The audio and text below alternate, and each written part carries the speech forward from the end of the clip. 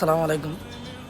সাম্প্রতিক সময়ে সোশ্যাল মিডিয়ায় একটা ভিডিও ভাইরাল হয়েছে যে ভারতের দিল্লিতে কিছু উগ্রবাদী হিন্দু কবরস্থান ভাঙচুর এবং কবরে আগুন দেয়। তো এই বিষয়টা খুব খারাপ লাগছে, কারণ ওই দেশে তো আমরা বিচার চাইতে পারবো না, তবে এই বিচারটা আমরা আল্লাহর কাছে দিয়ে রাখলাম যে যারা আমাদের মুসলিম ভাই বোনদের কবরস্থানে ভাঙচুর করেছে এবং আগুন দিয়েছে তাদের বিচারটা যেন এই দুনিয়াতেই করে আল্লাহ তাআলা।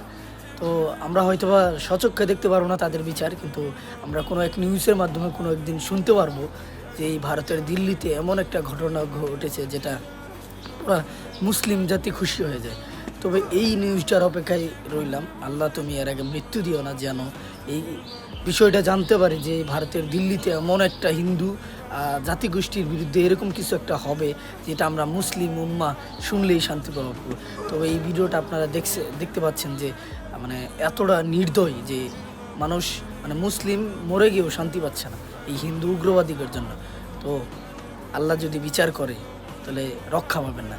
তো সময় থাকতে ভালো হয়ে যান। তো পরিশেষে একটা কথায়, সময় হিসাব মিলিয়ে দিবে, একটা কথা মনে রাখবেন।